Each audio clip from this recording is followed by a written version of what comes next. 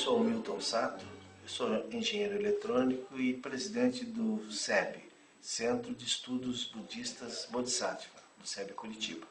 Ele é um centro, é o primeiro centro de estudos budistas Bodhisattva criado fora de Porto Alegre, né, onde todos os centros tiveram origem. Hoje no Brasil nós temos 22 SEBs, né, espalhados em vários estados, e temos inclusive SEBs fora do país, na Argentina, no Uruguai e no Canadá. O Centro de Estudos Budistas ele foi fundado pelo Lama Santen, que é o nosso orientador espiritual. O Lama Santen ele é físico, foi professor de física quântica da Universidade Federal do Rio Grande do Sul, e há 16 anos ele vem ensinando o budismo através de uma prática e estudos de budismo e meditação.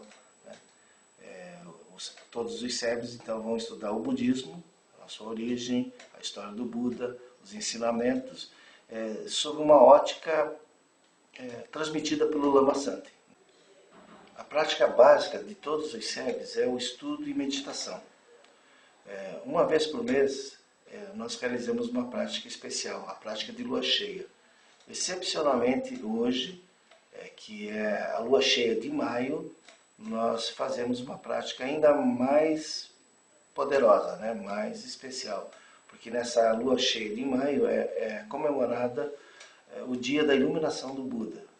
Então nós realizamos o Prajnaparamita, que é uma prática com uma leitura do Sutra do Coração mais a recitação do mantra, relembrando a iluminação do Buda que aconteceu há 2.600 anos atrás.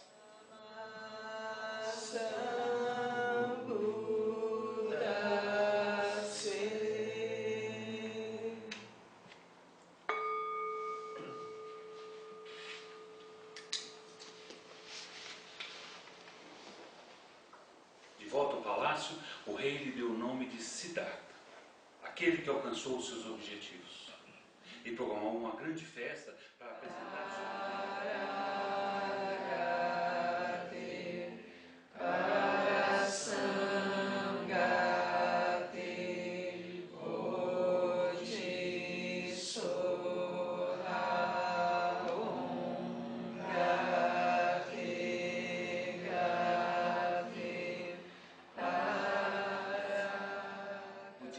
vai nos mostrar que nós vivemos uma vida acreditando que ela seja rígida, fixa, sólida.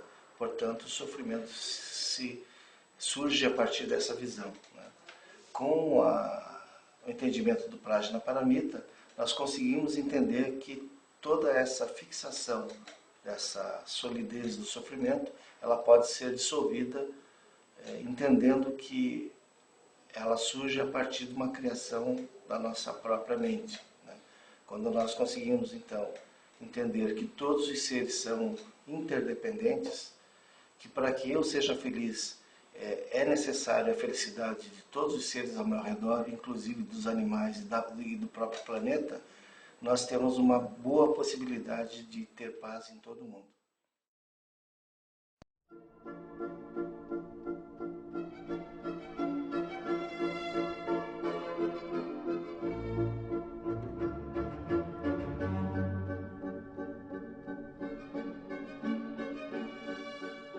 Meu nome é Swami Nirmalatmananda.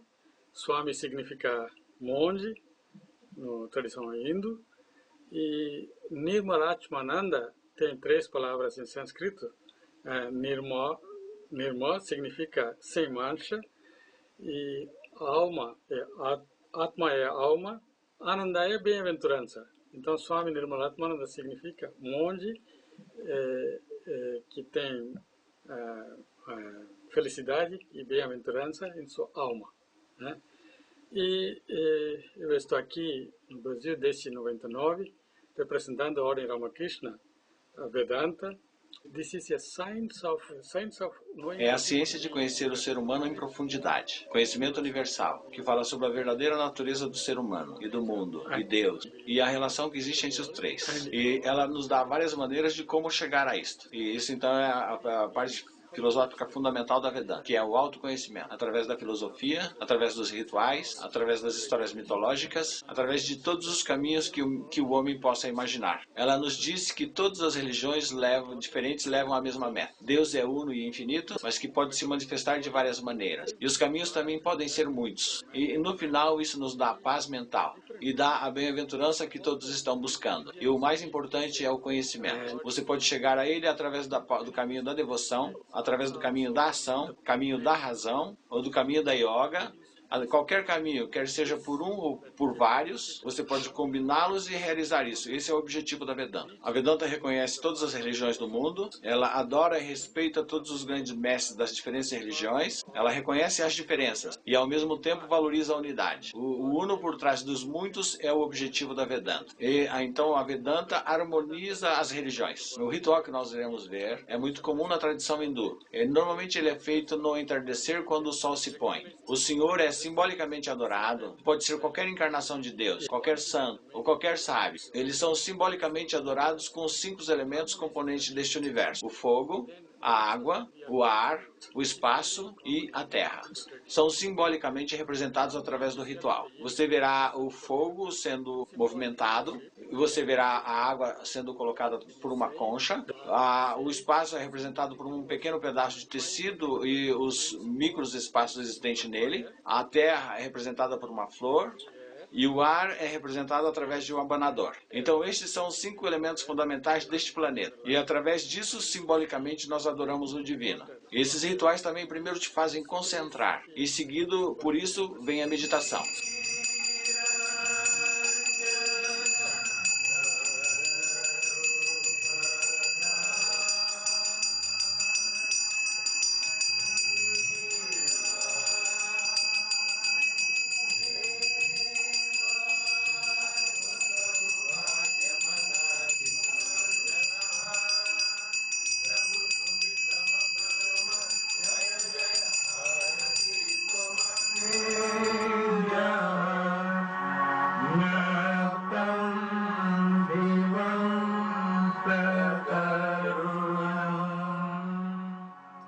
O the Supreme Lord, Ó Supremo Ser, lead us from that which is changing to that which is eternal.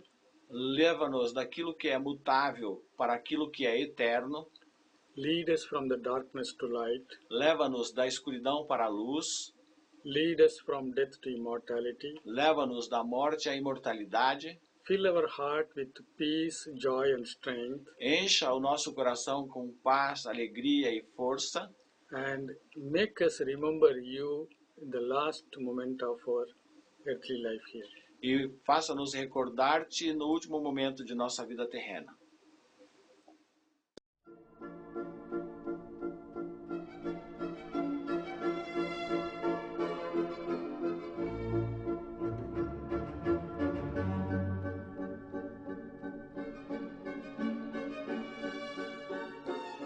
Bom, a fé Bahá'í ela surge a partir do ano de 1844, com a declaração de que nós consideramos mensageiro de Deus ou um manifestante de Deus, chamado Bab, que se declara sua missão no dia 23 de maio de 1844. Então esse é o ano zero da fé Bahá'í, e também é o precursor da fé Bahá'í, aquele que veio anunciar a vinda do fundador da fé Bahá'í, que é Baha'u'lláh. Baha'u'lláh declara sua missão em 1863 em Bagdá, e em Bagdá então a fé Bahá'í surge, digamos, como uma nova revelação, e ele se declara como um profeta, um manifestante de Deus, assim como os do passado, que vinha trazer a concórdia, a unidade das religiões, e assim como também o prometido que o Bab havia anunciado. Fundamentalmente, a fé Bahá'í é uma religião de vocação universal, ela é uma religião que não tem clero, né, tem uma administração eleita, tem um aspecto moderno por essa função de não ter clero, já que todas as religiões antigas tiveram líderes clericais, né, prega fundamentalmente a unidade entre as nações, a unidade das religiões, dos objetivos em relação aos afazeres humanos, e ela não faz isso apenas sob o ponto de vista de princípios, mas ela coloca isso em prática através dos seus projetos, né, socioeconômicos no mundo inteiro e nos projetos educacionais. E esses princípios, então, são colocados em prática dentro do que nós consideramos um embrião da sociedade futura, que é a sociedade que prega a união e a fraternidade entre todas as religiões. O que nós vamos fazer hoje é um dia sagrado da Fé Bahá'í. A Fé Bahá'í tem 9 dias sagrados, esse é um dos dias sagrados. E esse dia sagrado nós comemoramos, então lembramos, né, essa declaração do Báb'i. Então hoje vai ter orações, muitas orações do próprio Báb'i. O Báb'i revelou essas orações, algumas de Bahá'u'lláh. E também vai ser feita uma pequena palestra sobre a declaração do Báb'i, quem era ele, como é que ele vai manifestar a sua missão. Nós não temos rituais na Fé Bahá'í, só temos rituais individuais. Né? Basicamente, a oração obrigatória que os Bahá'í fazem individualmente. Então, nós não temos rituais coletivos. Sob o ponto de vista Bahá'í, o ritual é uma linguagem, nós sabemos, mas que separa as pessoas. Se eu não sou daquela cultura, eu não conheço aquele ritual, eu me sinto fora do contexto. Como a Fé Bahá'í está no mundo inteiro, literalmente, as reuniões Bahá'ís têm uma certa ligação com a cultura local. Então, as características da cultura local, provavelmente a reunião hoje no Brasil é diferente da reunião que vai ter na Austrália, que é diferente, que vai ter na África, vai ter componentes diferentes. Mas não é um ritual prescrito. Basicamente, são coisas simples, né? Na oração se lava as mãos, lava-se o rosto, que é a ablução, se dirige ao ponto de oração, que é a cidade de Haifa e Aca, e lá a gente faz as orações em direção a Haifa e Aca e nós fazemos orações obrigatórias. Esse é o ritual. Né? Então tem 3 orações que são interligadas com certos procedimentos, né, de prostração, ajoelhar, etc. Isso é tudo feito a fórum individual, né? Não é coletivo, não é na frente de outra pessoa que se pode fazer. Por isso que a gente pode até dizer que existe um rito, né, que a cada 19 dias tem a festa, 9 dias ela tem partes, ela tem uma parte espiritual, uma parte administrativa e uma parte social. Elas são livres de como você compor, você pode escolher as orações que vão ser feitas. Não precisa ser somente escrituras Bahá'ís, você pode ler a Bíblia, pode ler partes do Corão também. E você na parte social, onde a comunidade consulta, né, as suas atividades, consulta com a sua assembleia local e os destinos do progresso da Fé Bahá'í naquele local.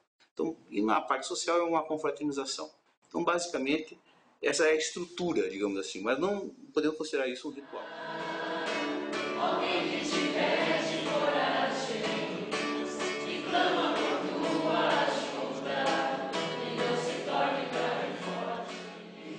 O deprimido, com a brisa revigorante do amor e da associação fraternal, com as águas viventes da amizade.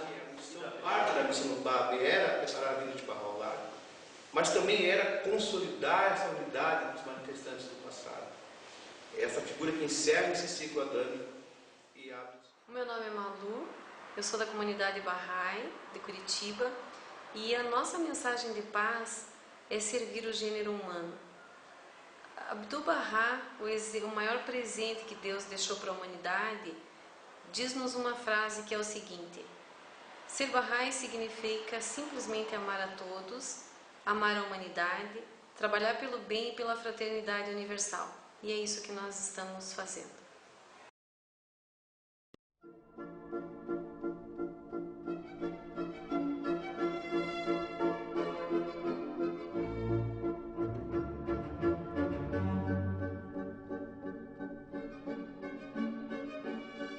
Meu nome é Adriano Greca, eu sou presidente do Conselho Deliberativo dessa instituição que se chama Centro Espírita Ildefonso Correia. E nós estamos aqui para falar um pouquinho sobre o Espiritismo. O Espiritismo surgiu na França, especialmente no ano de 1857, quando um professor, Hippolyte Léon Denisard Rivail, muito conhecido no seu país, pelo seu trabalho, ele que foi discípulo de Pestalozzi, o mesmo Pestalozzi conhecido pelos pedagogos, ele teve a oportunidade de conhecer e de estudar profundamente os fenômenos mediúnicos que aconteciam à época. A partir desses estudos, ele utiliza-se de um codinome, Allan Kardec, e é então Hippolyte Léon Denisard Rivail, o professor que torna-se depois Allan Kardec, utiliza-se do codinome Allan Kardec para apresentarmos a doutrina espírita, estudando-a e codificando-a.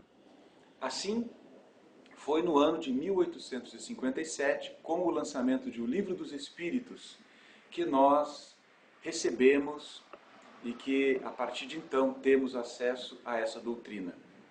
No Espiritismo, nas instituições espíritas, nesta casa espírita, a prática, o que acontece dentro das instituições espíritas, são estudos, são reuniões de estudos, em sua grande maioria, e também estudos que são voltados para a criança, para o jovem, para os adultos. Desde os 3 anos de idade, nós já temos turmas, as chamadas turmas de evangelização. E temos estudos. Então, no Espiritismo não existem rituais, não existem, assim como não existe o sacerdócio. São pessoas que vinculam-se, estudam, conhecem um tanto mais, aprofundam-se no estudo, e a partir daí são chamados coordenadores destes grupos de estudo. Temos também as palestras públicas, onde ali se expõem os princípios básicos da doutrina espírita, que são a existência de Deus, a imortalidade da alma, a reencarnação, a comunicabilidade dos espíritos e a pluralidade dos mundos habitados. Estudamos esses 5 princípios nos grupos de estudo.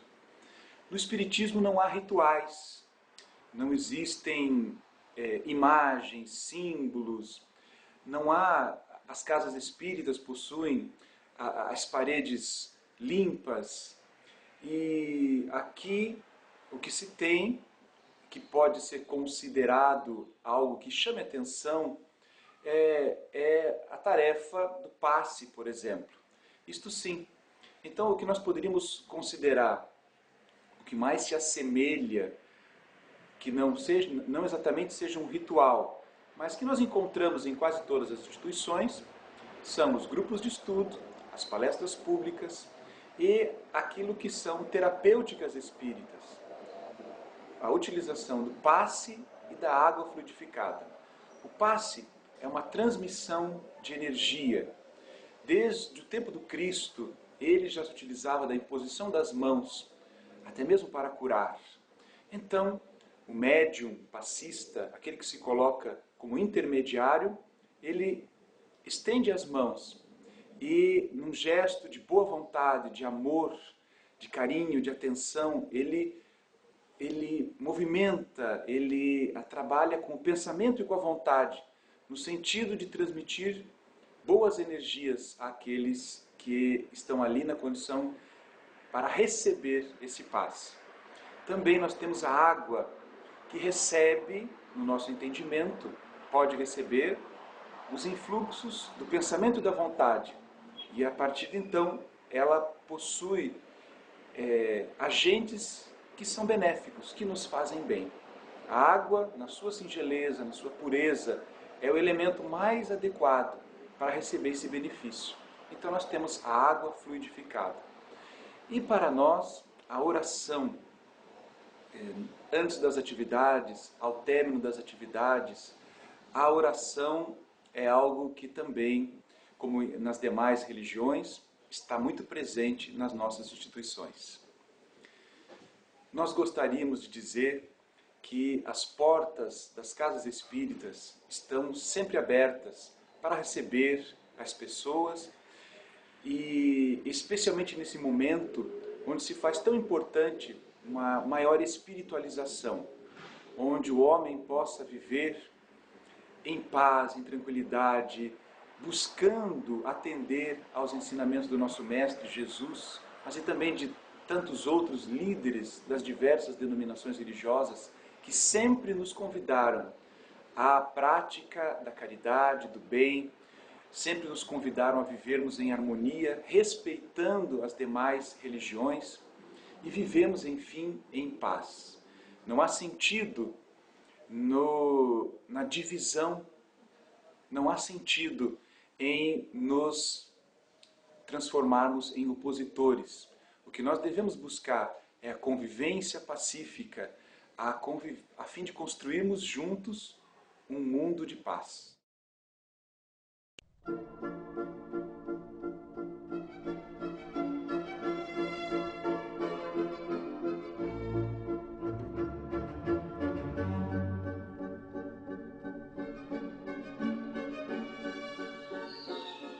Em nome de Deus, o Clemente e Misericordioso, meu nome é Gamal Almaire, eu sou vice-presidente da Comunidade Muçulmana do Paraná e vou tentar explicar para vocês alguma coisa a respeito do que é o islamismo, que é a maior religião do mundo no século XXI.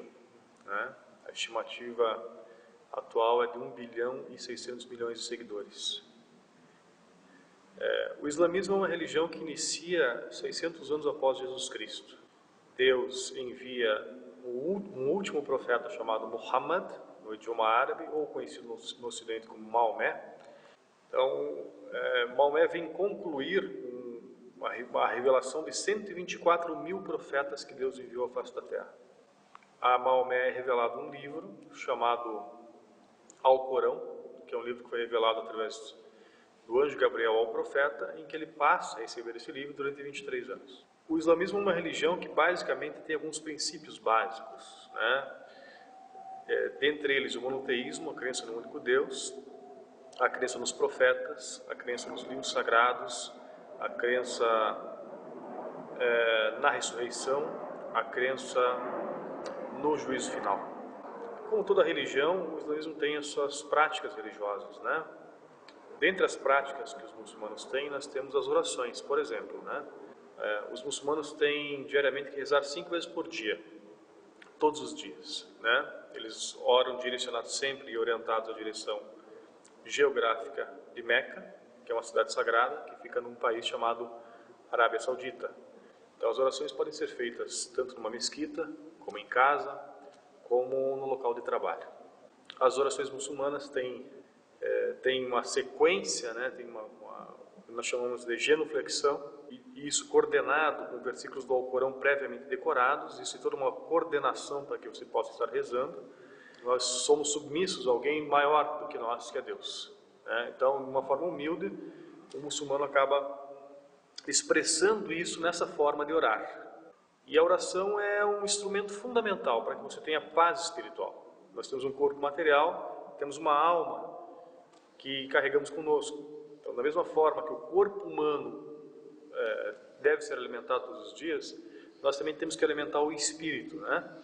E o alimento do espírito é o que nós chamamos de oração. Sexta-feira é um dia sagrado para os muçulmanos, as mesquitas do mundo inteiro estão lotadas, os muçulmanos ouvem uma homilia, uma palavra do teólogo a respeito da religião, e após isso nós fazemos uma oração coletiva.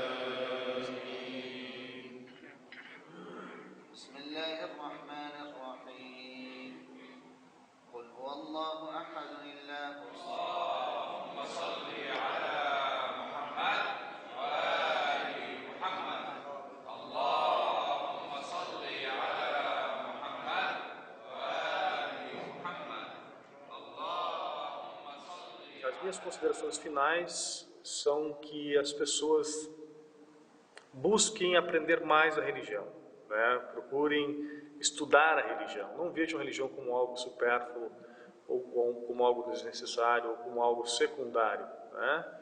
Os muçulmanos seguem a sua religião como uma filosofia de vida. A palavra Islã significa paz, né? Você estar em paz consigo mesmo, sentir essa paz dentro do seu ser, da sua alma, do seu espírito, e depois transmitir essa paz aos semelhantes, né? É essa a mensagem islâmica que os muçulmanos passam ao mundo inteiro.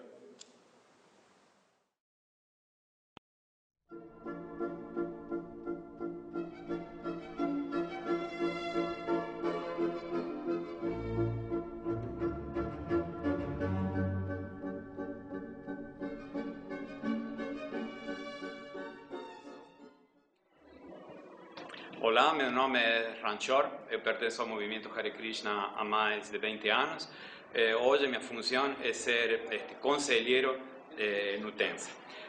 O movimento começa no século XVI, com um personagem que se chama Chaitanya Mahaprabhu, e que o Senhor Chaitanya foi uma encarnação de Krishna. A última encarnação de Krishna, a unos 522, 524, 20 anos, mais ou menos nessa faixa de tempo está. O Senhor Chaitanya foi um grande reformador, porque ele entregou o Mahamantra Hare Krishna a todas as castas. Antigamente era uma questão secreta só dos brahmanas, e ele o que ele fez foi tirar o Mahamantra para dar-lo para toda a sociedade.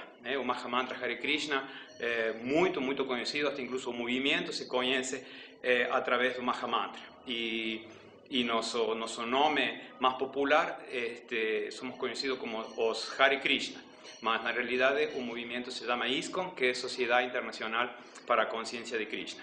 Então, esse serviço a Deus se manifesta em várias formas. As atividades aqui do templo, por exemplo, são através de rituais, de canto e de leitura sobre livros que vão a falar as mensagens de Krishna, como também os passatempos e as atividades de Krishna. Não só o respeito e o amor entre as pessoas, sino aos animais e à natureza em geral, porque todo passa a ser parte da expansão divina de Krishna e manifestação de sua criação. Então, nossa posição vai ter que ser de muito respeito, mas também de muito amor. Nesse ritual se vão oferecer os 5 elementos. Vai ser oferecido o éter, o ar, o fogo, a água e a terra. Então, a terra vai ser representada pelo incenso, o fogo por fogo mesmo que vai ser oferecido, a água também, e o ar também vai ser oferecido, e o éter. Outro dado interessante é que vai ser oferecido também a mente. A pessoa que vai estar fazendo essa ofrenda vai estar em um estado de entrega completa e em um estado de profunda concentração. Aí vai colocar a mente em serviço, seu ego também, porque quando há a adoração, uno tem que deixar seu ego de lado. Glorificar a alguém, se precisa de humildade para poder fazer essa glorificação. Então, dentro dessa adoração, estas atividades se faz para que o ego diminua também.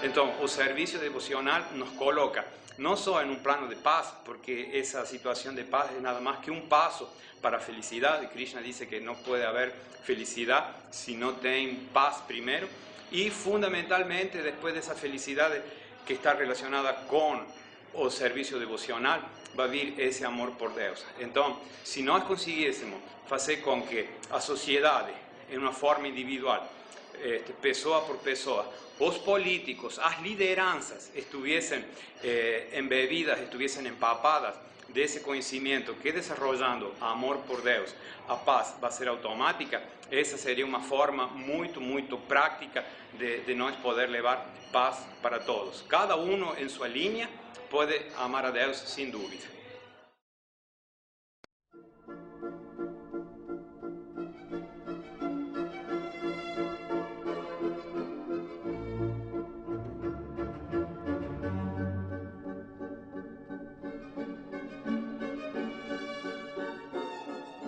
Eu sou o Padre Carlos Alberto Chiquim, sou da Igreja Católica, também exerço atualmente a presidência da Assintec, que é a Associação Interreligiosa de Educação. Aqui eu falo do surgimento da Igreja Católica. Ela tem a sua origem na própria pessoa de Jesus Cristo, há 2000 anos atrás, quando Jesus convoca os 12 discípulos e dá o primado da igreja ao apóstolo Pedro. Pedro, tu és pedra, e sobre esta pedra edificarei a minha igreja. Após a paixão, morte e ressurreição de Jesus, os apóstolos e seus discípulos se espalham para o mundo todo e constituem a igreja que nós conhecemos hoje como Igreja Católica Apostólica. O aspecto central da Igreja Católica, o aspecto celebrativo, o ritual, está centrado na celebração da Santa Missa, que é aquilo que nós chamamos de Eucaristia. Ali nós temos os elementos essenciais, quando, na Quinta-feira Santa, Jesus, ao lavar os pés dos seus discípulos, dá a missão de servir a todos e institui a Eucaristia como força, como meta para todos nós. Nós acreditamos na presença real de Jesus Cristo na Eucaristia. Portanto, em cada celebração da missa, nós fazemos o memorial da paixão, da morte e da ressurreição de Jesus. Na Igreja Católica, o rito principal é a celebração eucarística, precedida com a liturgia penitencial. Depois nós vemos o momento da palavra, onde são lidas duas leituras, uma do Antigo Testamento, outra do Novo Testamento, finalizando com o Evangelho.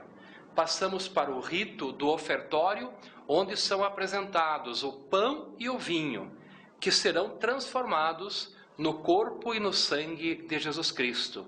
Aí nós temos o ritual próprio sacramental da Eucaristia. Na sequência, temos o momento da oração do Pai Nosso e aí há o momento da comunhão dos fiéis. A missa é para a catolicidade, para a Igreja Católica, o ponto central.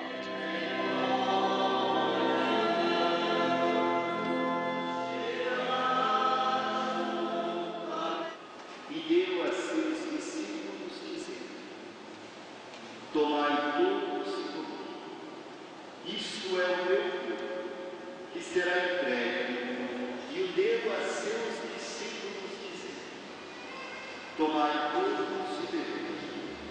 Este é o cálice do meu sangue, o sangue da nova e eterna aliança, que será derramado por vós e por todos, para a remissão dos pecados.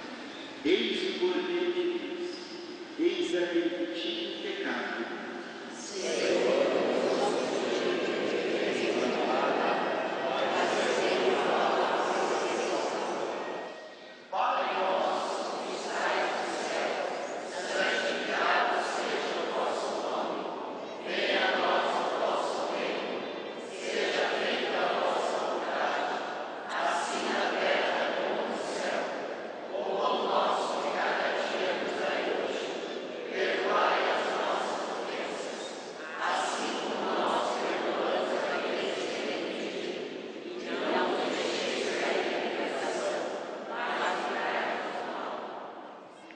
Todas as igrejas, todas as religiões, elas têm uma meta: fazer com que a pessoa humana tenha vida e a tenha em plenitude. Portanto, nós temos que lutar para construir no meio da nossa sociedade uma cultura da paz, uma cultura da justiça, uma cultura da solidariedade. Portanto, todas as religiões devem ter como meta principal a promoção da pessoa humana e da sua dignidade. Promovendo o ser humano, nós teremos paz.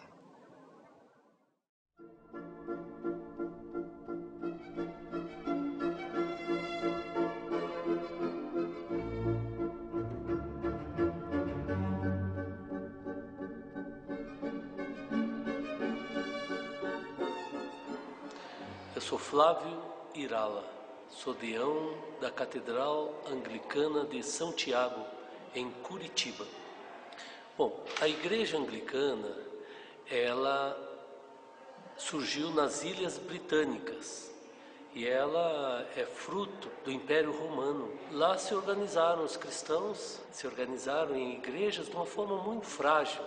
Tanto é que quando houve a invasão dos normandos, a igreja foi praticamente destruída e depois só se reorganizou novamente com a ida de Agostinho, foi enviado pelo Papa Gregório, e a partir daí a igreja, com o apoio de Roma, ela se organizou e se tornou mais firme. O rei Henrique VIII, aproveitando-se dos problemas que Roma enfrentava, ele tentou resolver um problema de Estado. Então ele, aproveitando-se de todos aqueles áreas de reforma, separação, ele resolveu também separar a igreja das Ilhas Britânicas de Roma. E aí que surgiu a igreja anglicana, houve o primeiro passo da igreja anglicana. Quem de fato acabou dando estrutura para a igreja foi a rainha Elizabeth I, e ela conseguiu de fato dar organicidade para a igreja se relacionarem com Roma e com a reforma, as igrejas que são da reforma.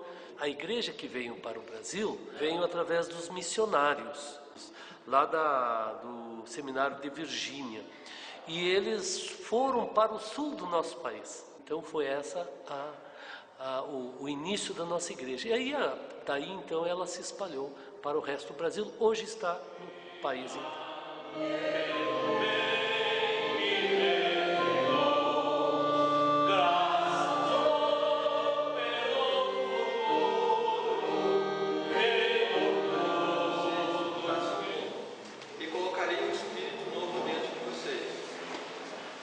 Tirarei de vocês o coração de pedra, e lhes darei o coração de carne.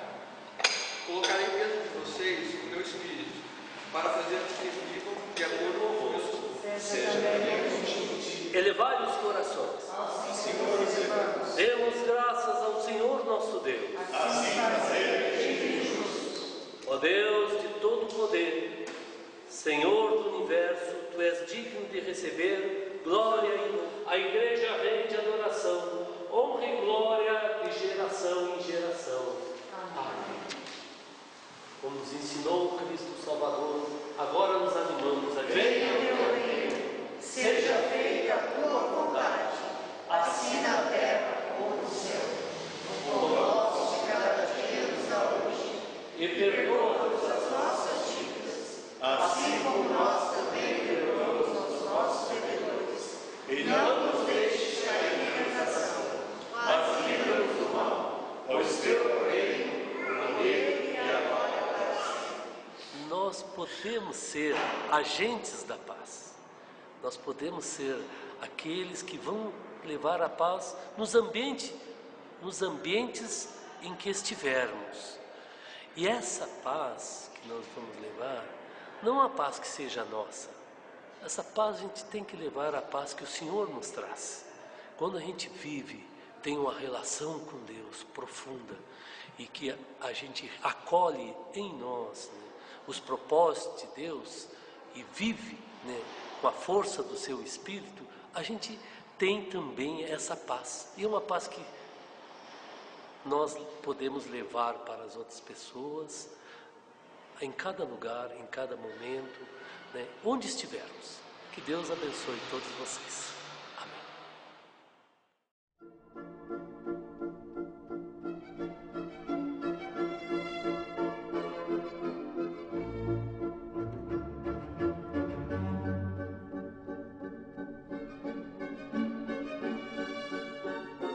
Meu nome é Jandir Hilton Sossmeier, eu sou pastor da Igreja Luterana, então, aqui da comunidade Martin Luther, e estou há 5 anos em Curitiba. E a nossa igreja, a Igreja Evangélica de Confissão Luterana, ela surgiu da época da Reforma de 1500, com a Reforma de Martim Lutero. O culto, ele é o encontro dos pequenos grupos, porque a comunidade ela é formada de pequenos grupos. Grupos de casais, famílias, jovens, crianças, adultos, idosos, mulheres. O culto é o encontro maior para ouvir a palavra de Deus. O culto, a divisão dele, poderíamos colocar em duas divisões, em duas partes bem distintas, a liturgia e a pregação. Embora, em nossa compreensão teológica, liturgia e pregação é um ato só, mas a liturgia é formada da acolhida inicial aos membros com o texto bíblico, da confissão de pecados, da absolvição, das leituras bíblicas, aí vem a pregação, a confissão de fé, Pai Nosso e bênção final. Essa seria a divisão normal de culto. E a questão da confissão de pecados aqui no início é muito importante. Ao iniciar o culto, logo em seguida, vem a confissão de pecado. Porque nos colocando diante de Deus, nós podemos só reconhecer a nossa condição humana. Só pode reconhecer o seu pecado, a sua limitação. Para aí sim, poder viver a graça e o amor de Deus. Né? A pregação é o elemento central, porque ali é lida a palavra revelada, a Sagrada Escritura, e feita a sua interpretação. Semelhante a outras igrejas, ela tem os seus movimentos. A igreja luterana mais tradicional, a igreja onde os jovens já não aceitam mais a tradição antiga, querem inovar, querem renovar. Então nós vivemos esses movimentos que, na verdade, ao meu ver, fazem bem para a igreja. São movimentos de renovação, de transformação, e assim por diante. Né? Então ela vive também dessa realidade bem comum a toda a igreja. Em nossa teologia, nós reconhecemos a ação de Deus como aquele que vem para nos amar, sem impor, em primeiro lugar, o julgamento, a condição de pecadores. Deus nos olha não para nos julgar primeiro, mas para nos perdoar, para nos amar. E esse é o aspecto importante para se viver a paz no mundo hoje.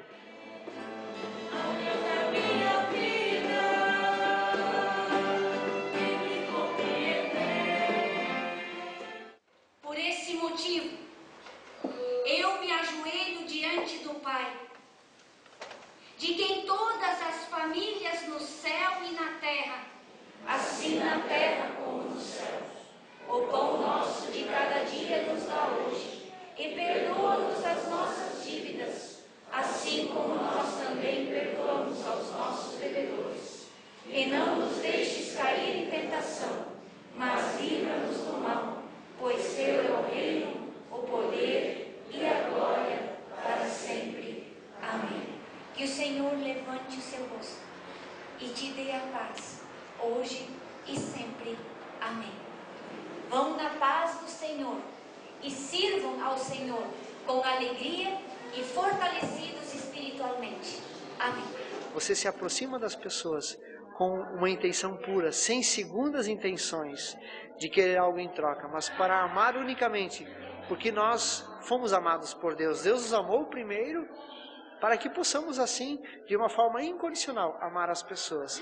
E aí sim nós podemos viver a paz no mundo, porque nós vivemos uns com os outros de uma forma desinteressada, de uma forma comprometida por este amor, que ama sem pedir nada em troca.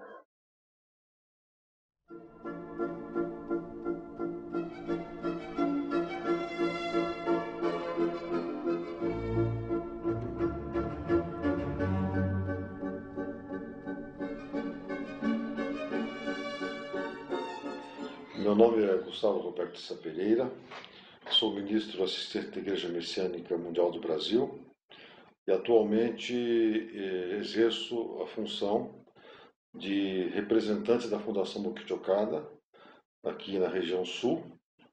E a Fundação Mokichi Okada foi instituída pela Igreja Messiânica Mundial para desenvolver a filosofia de Mokichi Okada numa linguagem ultra-religiosa. A Igreja Messiânica Mundial surgiu no Japão e foi fundada por Meishu Sama, conhecido também como o Senhor da Luz, em 1931.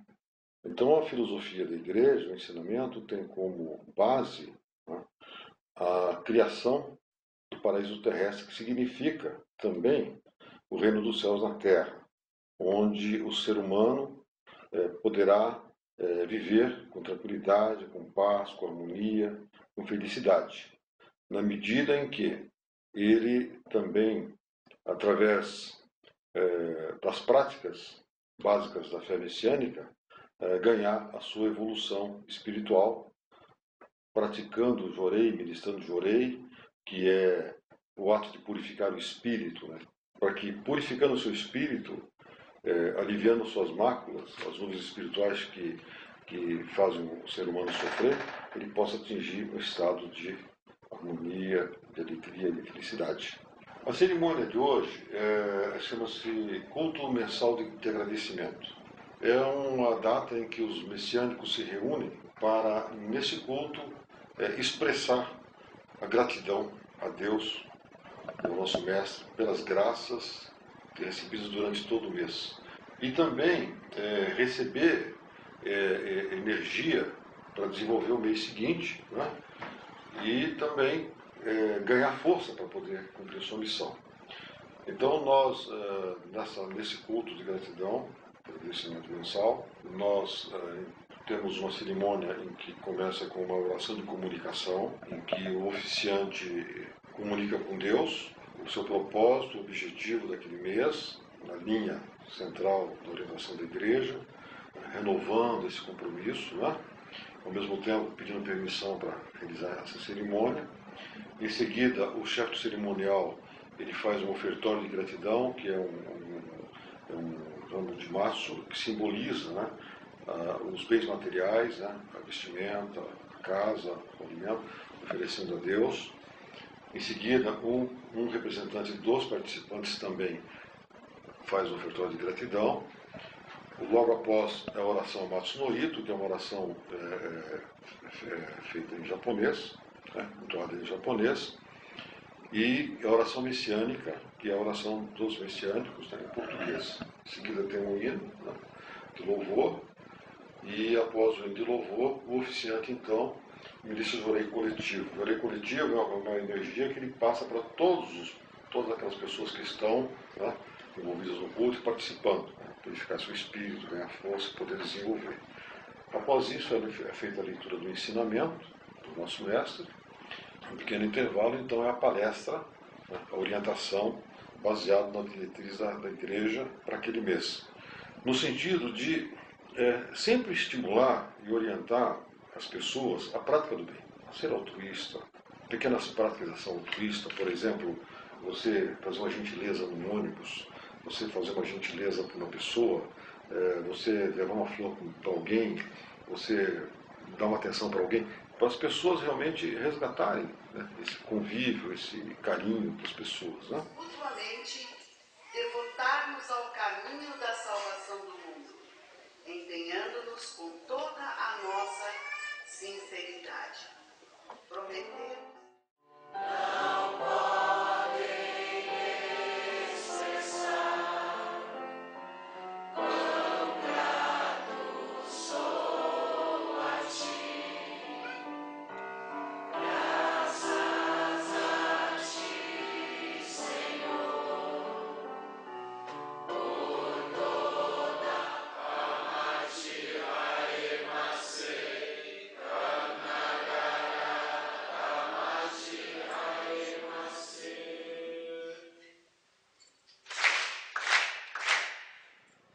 E a filosofia de Bukijo Okada, de Meishu Sama, ela ensina que nós precisamos sempre buscar a conciliação olhando a Deus, buscando em Deus a resposta e a solução dos nossos conflitos, das nossas questões. Isso significa que se nós conseguirmos eliminar o conflito no nosso sentimento, tirar a mágoa, o ressentimento, o sentimento conflituoso, naturalmente o ser humano vai se tornar um ser humano pacífico, né? E nós só vamos conseguir realmente alcançar esse ponto se nós nos dedicarmos a uma religião, a essa busca de Deus.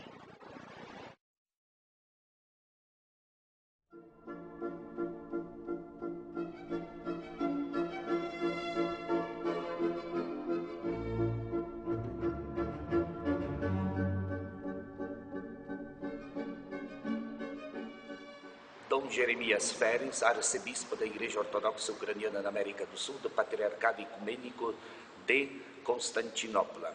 A Igreja Ortodoxa Ucraniana está aqui presente no Brasil há cerca de 100 anos.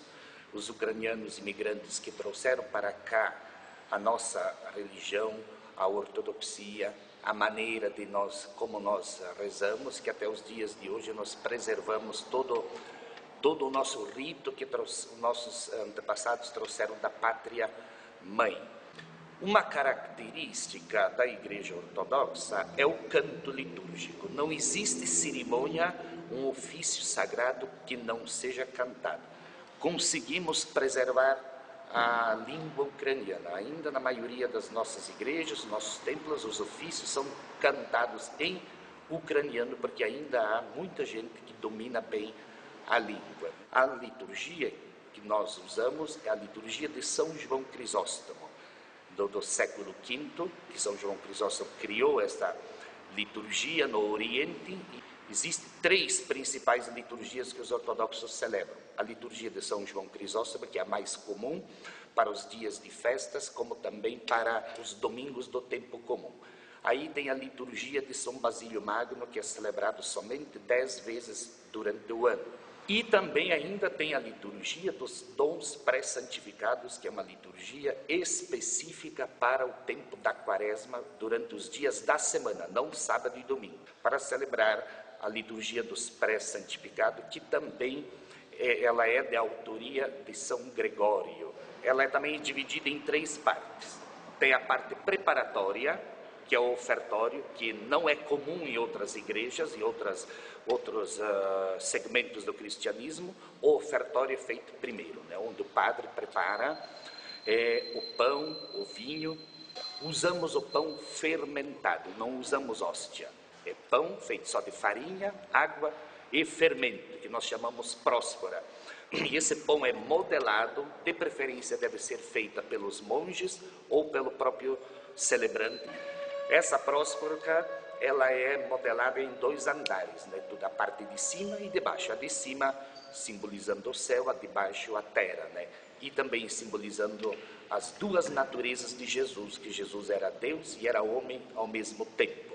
E a próspora também tem um grande significado que nós chamamos de Panagia, que quer dizer Santa Mãe de Deus. Então, ela que deu a luz ao Cristo, o Verbo de Deus que tornou-se carne, tornou-se homem através da Virgem Maria. Da hora que o padre vai cortar o cordeiro, essa próspera, então ele retira o cordeiro de dentro, como se fosse naquele momento Maria Santíssima, Nossa Senhora, dando à luz o Verbo de Deus. Né?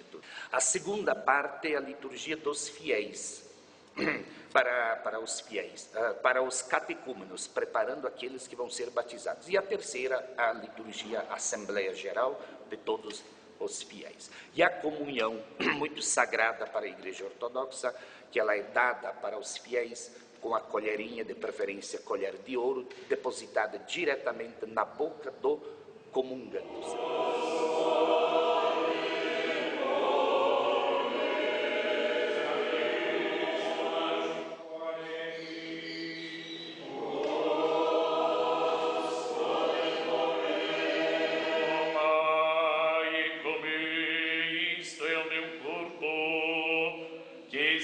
Partido por vós, para o perdão e a remissão dos pecados na virtude,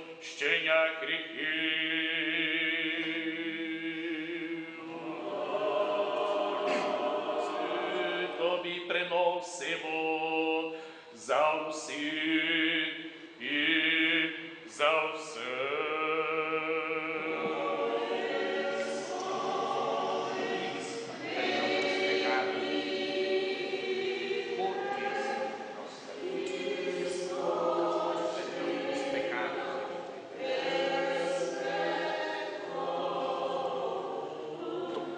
Qualquer movimento, qualquer canção diferente, tudo tem um significado. Principalmente o ícones, também é uma cultura, uma riqueza tão grande da Igreja Ortodoxa. A iconografia, que nós não usamos estátuas nem imagens de gesso ou de madeira, mas usamos ícones confeccionados, pintados na própria tábua, na própria madeira, com tratamento específico, tem regras para isso, não é você vai querer pintar um ícone, vai pintar da maneira que você quer, não existem regras determinadas pela igreja para infundir naquele ícone a verdadeira espiritualidade.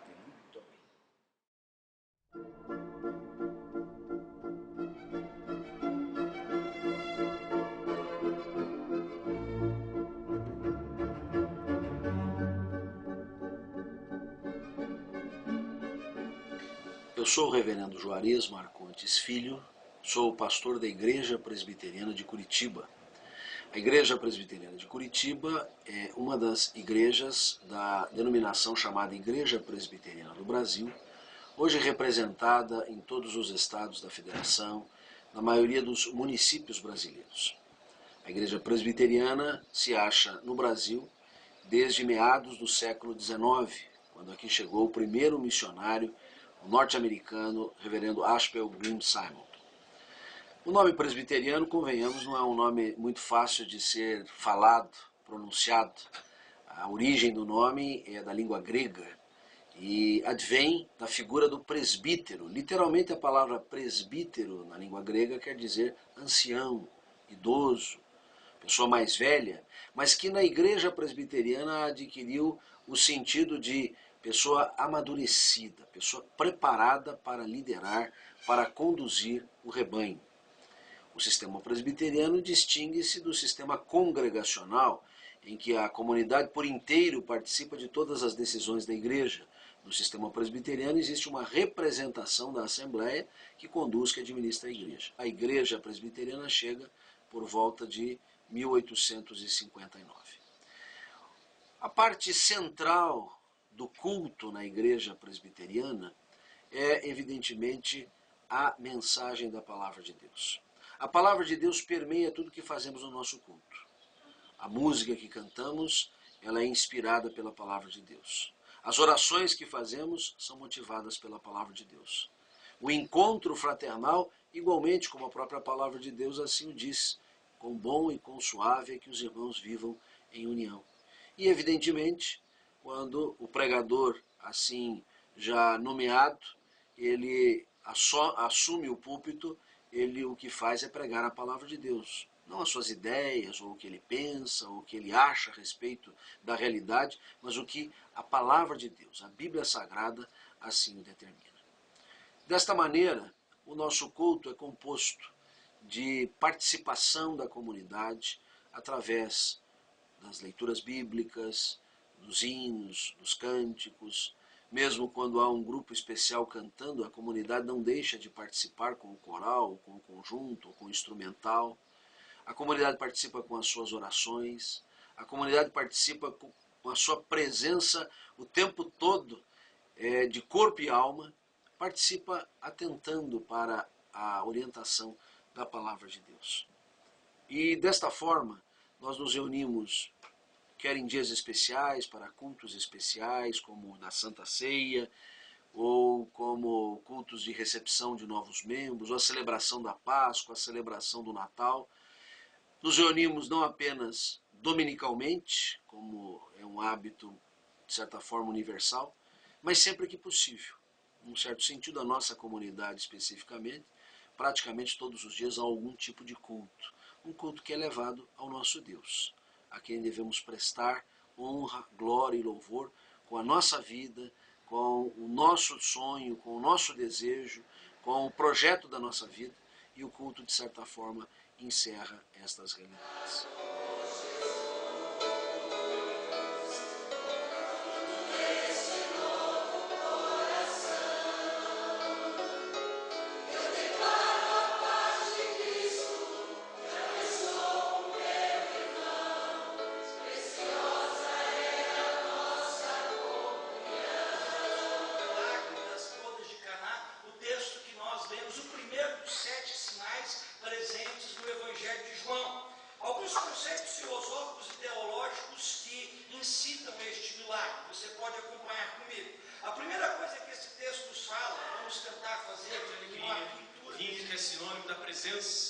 Do próprio Espírito, trazendo alegria.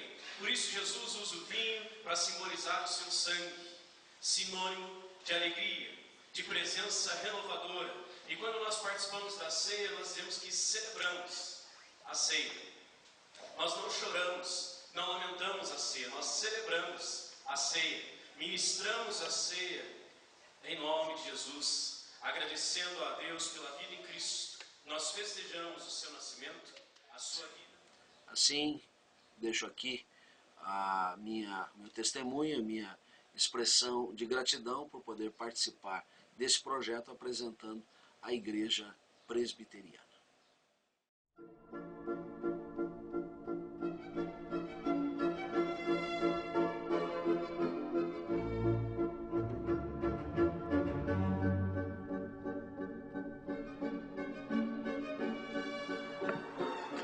Lúcio Fortes Moreira Filho, sacerdote de Umbanda, religião de Umbanda no Brasil, surgiu aí por volta de 15 de novembro de 1908, com Zélio de Moraes. É claro que se for buscar esse histórico, ela é muito mais antiga, mas surgiu para o Brasil e ela é a única religião, ela é genuinamente brasileira. E a Umbanda surgiu aí por volta de 100 anos, mais ou menos.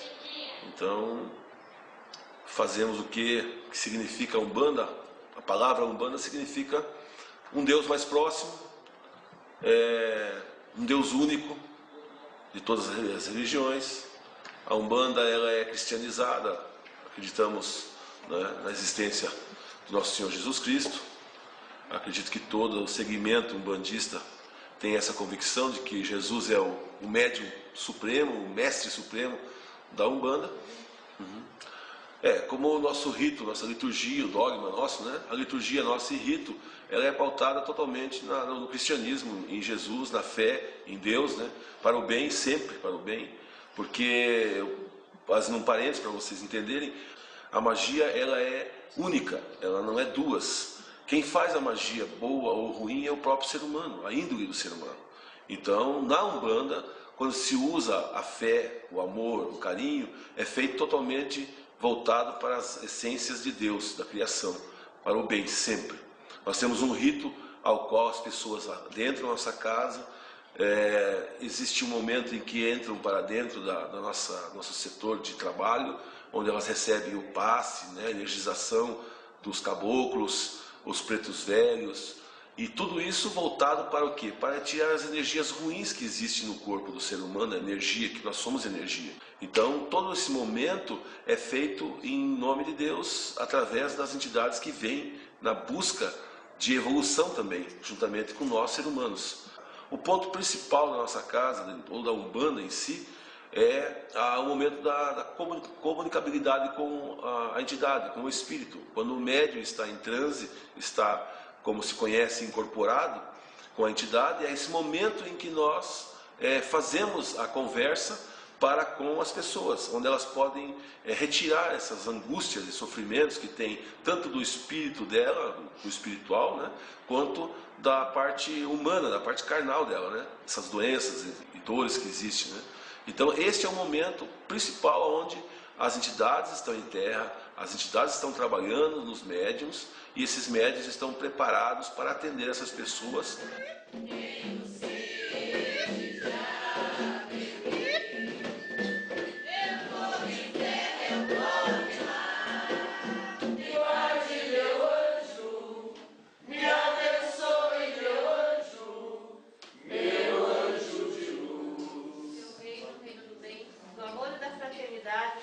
Nos una a todos e a tudo que criaste em torno da Sagrada Cruz, aos pés do Divino Salvador e Redentor. Que a tua vontade nos conduza sempre para o caminho do amor e da caridade. Dai-nos hoje e sempre a vontade firme para sermos virtuosos e úteis.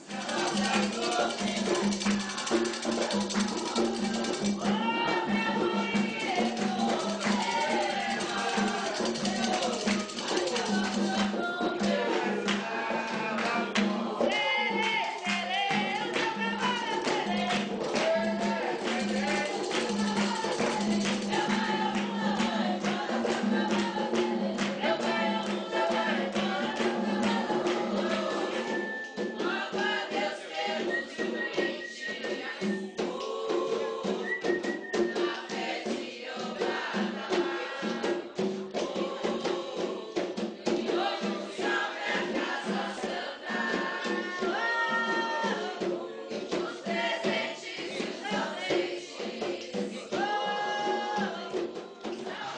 mensagem de paz umbandista, eu diria assim: a Umbanda nasceu para a caridade, simplicidade e humildade.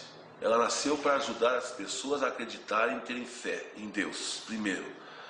Dentro dessa fé, nós temos a tranquilidade de tratar as pessoas bem. Mas para nós tratarmos pessoas bem e amarmos as pessoas, nós precisamos estar equilibrados. Nós precisamos amar a nós, dentro de nossa fé, para poder amar a todos. E que não haja intolerância, porque Deus é único. Jesus é único, Ele veio e disse isso. Amai a todos sobre tudo e amai a Deus sobre tudo também. Então ame o seu amigo, ame as pessoas diferentes de você. Isso é a paz, isso é aprender e isso é ter fé.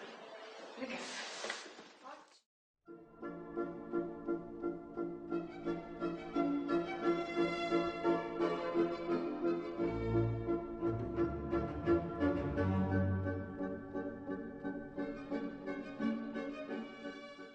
O meu nome é Eliette Sesquim Labegalini. Eu conheço a Seitinoye há 30 anos e eu estudo bastante. E a minha função, atualmente, eu sou preletora. Ajudo também como vice-presidente da Associação de Preletores. A Seitinoye surgiu no Japão, através do seu fundador, que é o mestre Masaharu Taniguchi, em 1930. E veio através de um livro que nós chamamos de Sutra Sagrada. Essa revelação veio até nós aqui no Brasil, em São Paulo. E ela é uma filosofia religiosa de vida prática, que é para nós aplicarmos no nosso dia a dia. A Seitinoye não tem nenhum sectarismo religioso. Ela acredita que todas as religiões têm uma origem única, que é Deus. E que todo ser humano é filho de Deus. A nossa cerimônia em gratidão aos nossos antepassados é uma das bases da Seitinoye. A Seitinoye explica que nós temos que ter reverência total aos nossos antepassados, porque eles são as nossas raízes. E toda pessoa que não tem essa reverência, ela não é bem sucedida na vida. Um agradecimento pelo fato de nós estarmos aqui neste plano terrestre, porque nós precisamos do nosso pai e da mãe para que nós tivéssemos esse corpo físico, para que o nosso espírito pudesse viver aqui. E esse nosso pai e nossa mãe tiveram também os pais e mães. E todos esses é a nossa própria linhagem espiritual. Então, por isso que essa cerimônia para nós é de suma importância. A cerimônia sempre inicia com um hino. Depois existe uma pequena oração acompanhada de uma evocação. Nós evocamos tanto os antepassados, o nome das famílias, quanto as almas das nossas famílias que já partiram para o mundo espiritual. E também nessa cerimônia de hoje nós teremos a evocação dos anjinhos abortados, porque a Seitinoye acredita que os abortos são como se fossem filhos nossos que estão num outro plano e que precisam da nossa reverência e amor. Por que nós fazemos essa cerimônia de memória aos antepassados? Porque nós acreditamos que a vida é eterna, né? A vida é eterna. O que morre, o que perece é só o nosso corpo carnal, né?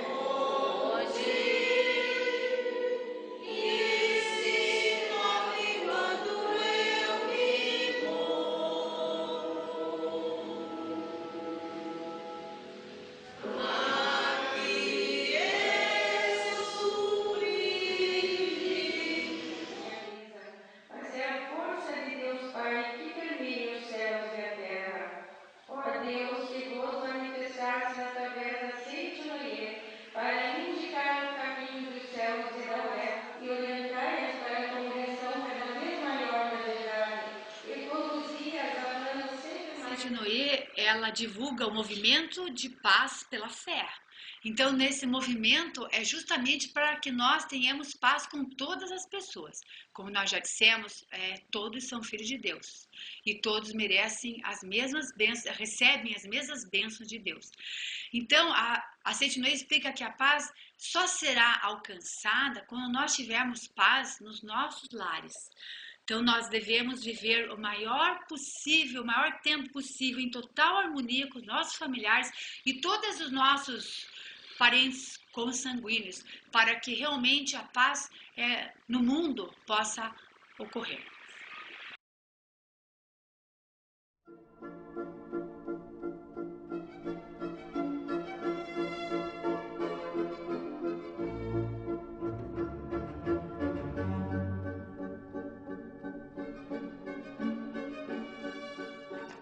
Hélio Fernandes, minha função na casa de ESA trabalhar sobre espiritual, para fortalecer a comunidade, a nossa cultura, a cultura dos Guarani, dos povos, para fortalecer nosso trabalho, para fortalecer as crianças, para não deixar acontecer as coisas mal aqui. Então a gente, toda tarde, a gente vai na casa de ESA e eles vão cantar toda tarde para agradecer a Deus. O canto ele fala de todos, fala das árvores, das frutas, da natureza, das águas, a importante deles, como cuidar da natureza, das águas e quem que fez essa natureza. Temos violino, o tambor e o chocalho. Então o violino ele foi comprado, mas só que a afinação dele é diferente. Ele tem só 3 cordas. O violão ele tem 5 cordas. É diferente também a afinação, que é a afinação dos povos indígenas. É pela história dos mais velhos, o fogo diz que é bem importante. Não pode se apagar, nem na casa. Depois, através do cachimbo, ele vai ouvir as palavras também, na hora de eles começarem a fazer o ritual. Porque eles vão se concentrar muito através deles. Nós chamamos de Tumpã. Então foi ele que fez animais, fez os rios, toda a nação que existe aqui no mundo. Sim, a gente que é uma pessoa normal, a gente não tem como se comunicar com ele, mas a gente fala e ele sempre tá ouvindo. Então quem se comunica mais é a pessoa que tem sabedoria, que faz trabalho de cura. Então essa fumaça que essa pessoa vai fazer um ritual, cerimônia, eles vão rodear no altar, a pessoa vai fazer um pedido ali, pedido para cuidar eles, vai subir e através da fumaça Deus vai mostrar também na visão deles.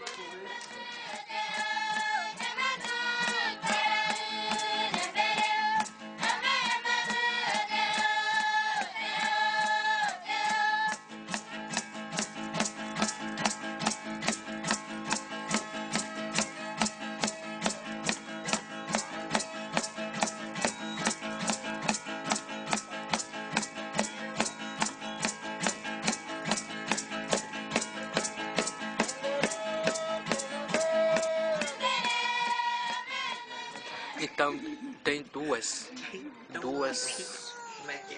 Uma é um cântico. Ele não tem palavra. Então aquele cântico não é mostrado para os povos não índios. Então por isso foi iluminado esse cantos para as crianças mostrar. Daí já tem palavra, dá para traduzir. E algumas é muito difícil, porque a palavra não tem como todos traduzir eles, mas eu vou cantar um pedacinho para vocês. Nyande kagure chare koe kwe uwa pona nyande uwa nyande uwa estaba esquero omo kanyumba nyande rumiri oe chao esque estaba esquero omo kanyumba nyande rumiri oe chao. Então esse ritual que as crianças vão cantando. Nós temos o fruto na natureza para sustentar os povos guarani.